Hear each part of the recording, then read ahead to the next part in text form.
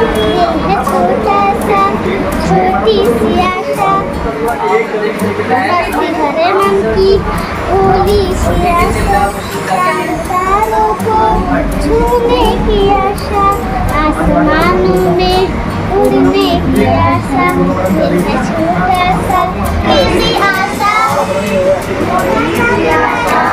आराम छूने की आशा,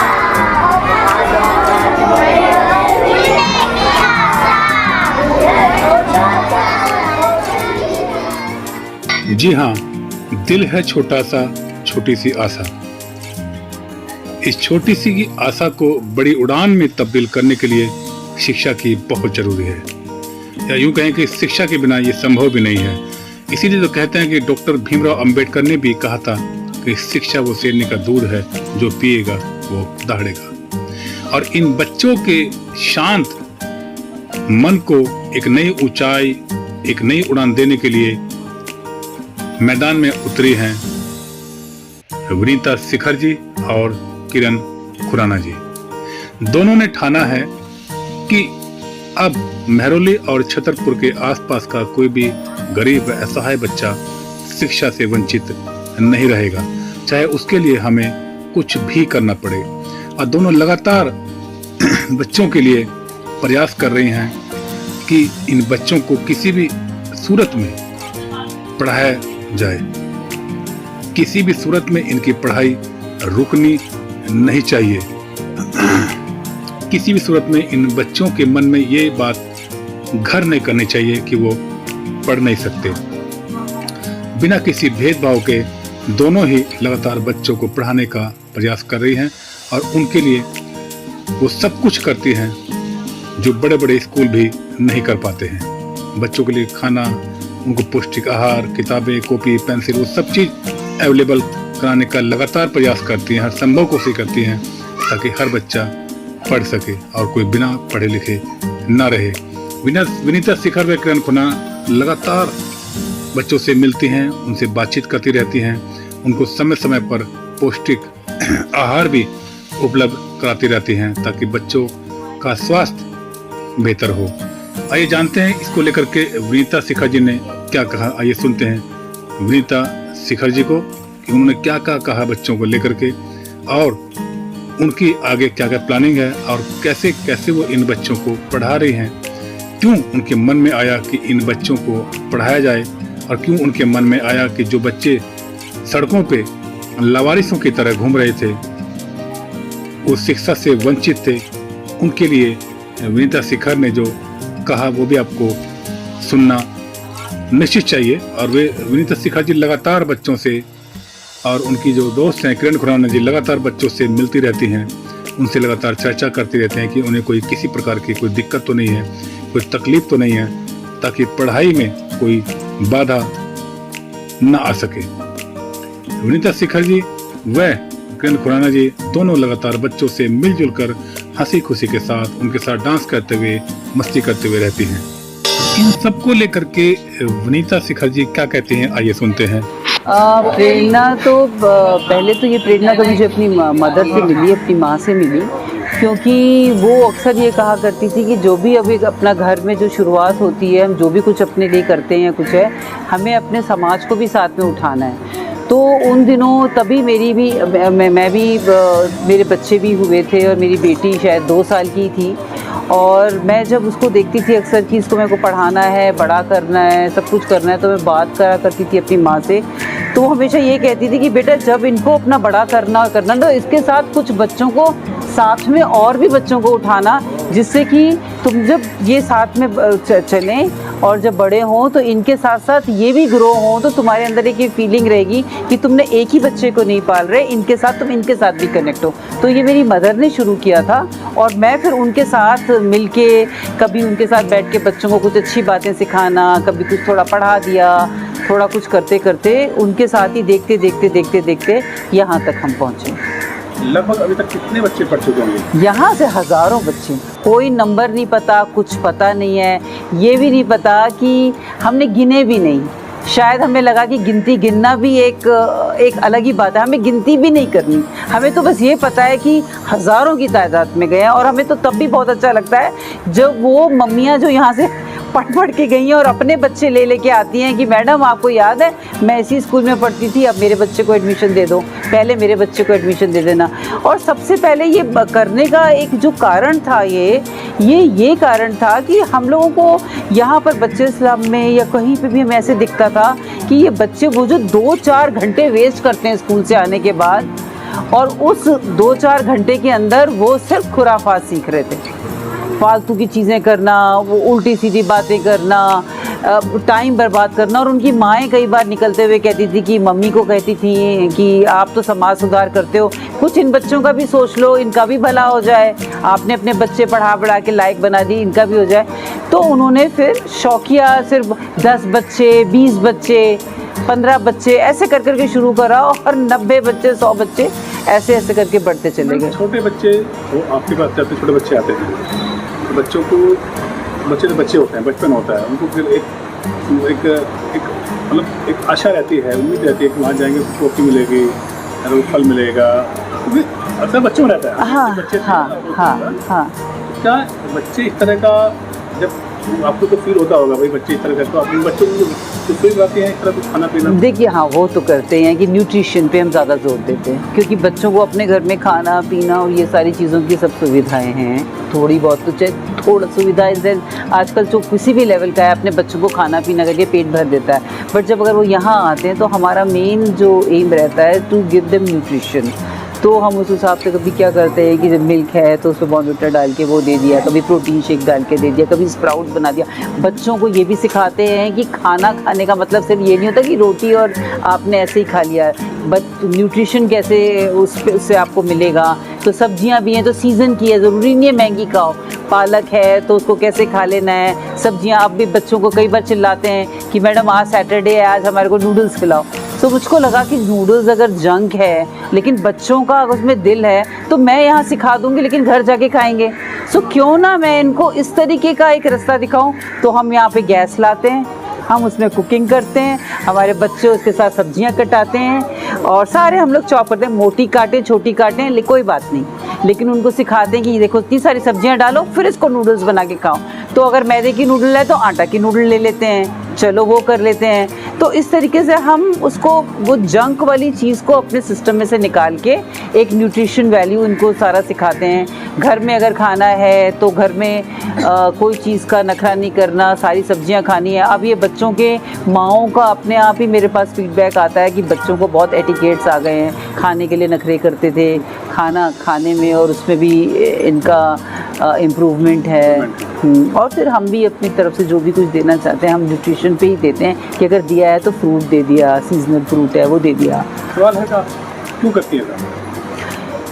एक मन को शांति मिलती है, एक मन को शांति मिलती है, एक अंदर से एक अच्छी सी फीलिंग होती है, अपने जीने का एक पर्पस लगता है कि शायद या बचपन में सीखा था। जैसे कई बार कुछ होता था तो मम्मी कहती थी कि तुम लोगों को, तुम देखो तुम लोग कितने भगवान ने तुम्हारे पर को दिया है, तो तुम्हें उसको थैंकफुल होना चाहिए कि कितनों के पास नहीं है है और जिनके पास नहीं है उनका सोचो। तो तुम लोग हर चीज़ में नखरा दिखाते हो, ये खाना ऐसा क्यों है, वो खाना ऐसा क्यों है, जब नहीं है तो उनको देखो। एंड बचपन से ही वो एक फीलिंग आनी शुरू हो गई कि वो हमेशा कहती थी कि अगर कोई नीडी पाता है तो अगर 2 रोटी तुम्हारे पास खाने की है तो 1 रोटी की भूख रोक के 1 रोटी से उसका पेट भर दो, बहुत सेटिस्फैक्शन मिलेगा। और जब वो करना शुरू करा तो वो एक सोल सेटिस्फैक्शन इतना मिलने लग गया कि उसमें एक चैन की नींद आने लगी, एक अलग दुनिया बस गई, दिमाग एक अलग तरीके का हो गया और लगा कि नहीं, शायद हमारे ये एक फ़र्ज़ है, ये हमारा कर्तव्य है, ये हमारी ड्यूटी है कि जब हम इस दुनिया में आए हैं तो हमें 4 पैसे अगर हमारे पास हैं तो उसमें से 1 पैसा भी या 50 पैसे का भी हमारे को उन सबके लिए भी करना है जो इतने प्रिविलेज नहीं हैं। अच्छा, देश में तमाम लोग हैं, बहुत लोग रिच भी हैं, ऐसे लोगों से आप कुछ अपील करेंगे? क्योंकि देश भर में इस तरह के बच्चे हैं और देश भर में लोग ब्रांडेड लोग भी हैं, रिच लोग भी हैं, क्या उन लोगों से इस तरह की आप अगर आपको एक अपील करना हो तो क्या अपील करेंगे? मैं उन लोगों से सिर्फ यही एक अपील करना चाहती हूँ कि जिनके पास भी जो सामर्थ्य हैं और जो कर सकते हैं तो अपना एक जज्बा बनाइए। अगर आपके पास बहुत ज़्यादा है तो बहुत ही अच्छा है, लेकिन अगर आपके पास बहुत ज़्यादा नहीं है, इतना भी है कि आप उस पर कर सकते हैं, निकाल सकते हैं, तो इतना ज़रूर करिए कि ऐसे बच्चों में से चाहे 2 या 4 बच्चे इस तरीके की आप अपने एक तरीके से मन से अडॉप्ट कर लीजिए। एक फैमिलीज़ में जाकर आप अडॉप्ट कर लीजिए या ऐसी जगहों पे जाइए जहाँ आपको लगता है कि नीडी हैं, तो कम से कम उनको कोई एक बेसिक नेसेसिटी अपने पास से प्रोवाइड कर ली कि अच्छा इन बच्चों का फ्रूट मेरे पास से आ जाएगा, इन बच्चों को कोई बहुत बेसिक नेसेसिटी है तो मैं कर दूँगी। कोई भी जैसे कुछ आजकल बच्चों की इतनी सारी चीज़ें हो गई कि माल न्यूट्रिशन हो रहा है, बहुत ज़्यादा बच्चों को बहुत ज़्यादा कमी होती है, तो उस तरीके से कुछ बच्चों को दिल से अडॉप्ट करके उनके लिए कुछ ना कुछ उनको हेल्प करें और किसी भी तरीके से मतलब समर्थन तो दे ही दें, और ये देना चाहिए और ये एक्चुअली हमारी ड्यूटी है। इट इज़ नॉट दैट कि हम ये सोचें कि हमारा सामर्थ्य है इतना करना कि नहीं, लेकिन कुछ निकालें और करें। शिक्षा का हमारे जीवन में क्या महत्व है या शिक्षा हमारे लिए कितनी महत्वपूर्ण है? जो व्यक्ति इस बात को समझता है, जो व्यक्ति इस बात को जानता है, वही ऐसे बच्चों को पढ़ा पाएगा, ऐसे बच्चों को पढ़ाने की कोशिश करेगा, उनसे मिलजुल कर रहने की कोशिश करेगा ताकि उन बच्चों को बच्चियों को पढ़ाई में कोई बाधा ना आए। शिक्षा के प्रति सबको जागरूक करना हर इंसान के बस की बात नहीं है। ये बहुत आसान काम भी नहीं है कि छोटे छोटे बच्चों को पढ़ाना, उनके साथ मिलना जुलना, उनके साथ खेलना, उनके मन को पढ़ना और उनके मन को पढ़ करके उनकी ज़रूरतों को पूरा करना, ये भी बहुत आसान काम नहीं है। साथियों, विनीता शिखर की मित्र हैं किरण खुराना जी, जो वो भी हाल ही में इनसे जुड़ी हैं, विनीता शिखर जी से जुड़ी हैं, और उन्होंने भी हमसे बातचीत करते हुए विस्तार से बताया कि वो विनीता शिखर जी से कब मिली, कैसे मिली और आखिर वो विनीता शिखर जी में ऐसी कौन सी बात उन्होंने देखी कि वो भी तुरंत इन बच्चों से जुड़ने के लिए, इन बच्चों को पढ़ाने के लिए खुद से तैयार हुई। तो आइए जानते हैं किरण खुराना जी ने इन बच्चों की पढ़ाई को लेकर के और विनीता शिखर जी से की मुलाकात को लेकर के क्या कहा, ये सुनते हैं।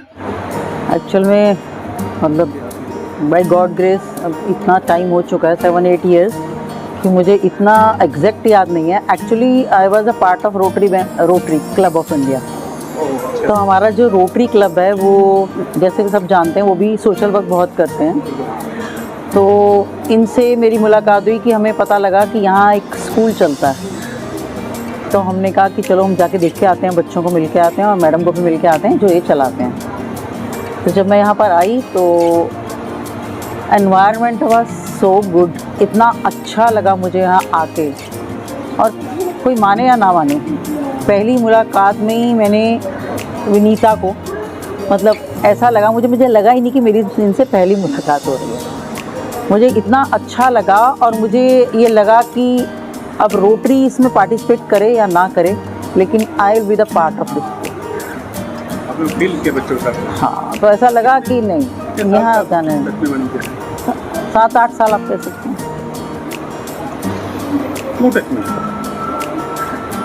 सबसे पहली बात तो ये कि शायद हम दोनों एक जैसे हैं। अब इस बात को आप कैसे इंटरप्रेट करेंगे वो आप देखेंगे।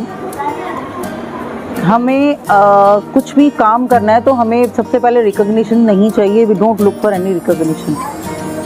हम ये जो काम कर रहे हैं हम ये चाहते हैं, जैसे विनीता की भी आदत है कि ये करना है तो अपने आप को अच्छा लगता है, ऐसा लगता है कि हम समाज के लिए कुछ कर रहे हैं और सही जगह पे अपना पैसा तो छोड़िए, अपनी एनर्जी को इन्वेस्ट कर रहे हैं।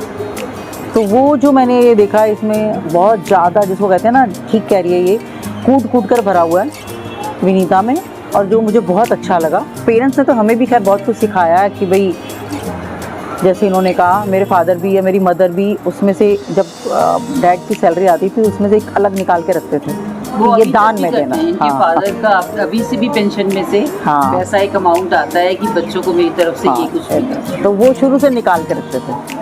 तो वो हमने भी देखा घर में। प्रेरणा मिली आपको लगा है? हाँ, वो तो देखिए वो तो होता ही है, संस्कार तो ऐसे लोग कहते हैं संस्कार तो। और मेरी मदर जो थे वो कुछ भी उन्होंने करना तो मंदिर के बाहर जैसे कुछ जाके और कुछ करके आना और हमें भी साथ लेके जाना। जैसे कोई भी मांग रहा है, जैसे कोई कुछ कर रहा है। उसके बाद मैंने सीखा ओल्ड लोगों के पास जाना, उनके पास बैठना, उनके साथ बातें करना और जो कुछ सामर्थ्य के अनुसार उनको कुछ दे सकते थे।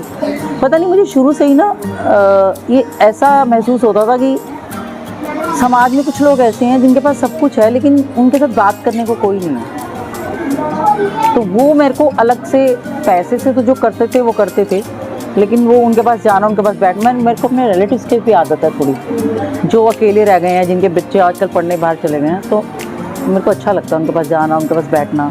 आपको कोई परेशानी है तो मैं हेल्प कर दूँ, उनके काम मैं कर देती हूँ। क्योंकि उनको समय देना, हाँ। समय देना भी एक बहुत कीमती चीज़ होती है। तो वो मुझे ये लगता है कि नहीं, उनको दे फील वेरी हैप्पी।